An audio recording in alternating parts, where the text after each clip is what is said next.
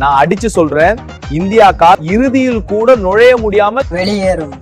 ஐயா நீங்க மட்டும் தாங்க இப்படி சொல்லிட்டு இருக்கீங்க. ஆனா இந்தியா செமிஃபைனல் அடிச்சு ஃபைனலுக்கு குவாலிஃபை ஆயிடுச்சுங்க. அது ஏங்க இந்தியா மேல உங்களுக்கு இப்படி ஒரு வன்மம்? எங்க நாட்டுக்காரங்க ஜெயிச்சு உள்ள போகலனாலும் பரவாயில்ல, ஆனா இந்தியா எல்லாமே ஜெயிச்சு உள்ள போறாங்க, அதான் வைத்தறிச்சலா இருக்கு. ஐயா உங்க அணிக்கிட்ட விளையாடுறதுக்கு திறமை இல்ல, திராணி இல்ல, அதனால தோத்து வெளியே போறாங்க. ஆனா எங்க டீம் கிட்ட நல்ல பிளேயர் இருக்காங்க, நல்லா விளையாடுறாங்க, அவங்க ஜெயிச்சு உள்ள போறாங்க. இதுல ஏங்க உங்களுக்கு வைத்தறிச்சலா இருக்கு?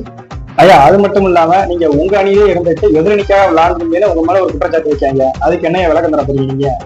ஒரு மேட்ச்னு எடுத்துக்கிட்டு 2 அணியில ஏதாச்சும் ஒரு அணி விளையாடணும், அதானே ரூல்ஸ். நான் டீம்ல இருந்துகிட்டு எதிரணிக்காக விளையாடணும், இதுல என்ன தப்பு இருக்கு? ஐயா உங்க கிரிக்கெட் வாரியமே, உங்க கிரிக்கெட் பிளேயர் எல்லாருமே T20 வேர்ல்டு கப்ல சரியா விளையாடலன்னு சொல்லி அபராதம் விதிச்சிருக்காங்களே, அதை பத்தி நீங்க என்ன நினைக்கிறீங்க? அதை ஏன் ஃபைன்னு நினைக்கிறீங்க? கிரிக்கெட் வாரியத்திற்கு வீரர்கள் கொடுக்கிற அன்பளிப்புன்னு நினைச்சுக்கோங்க, அவ்வளவுதான்.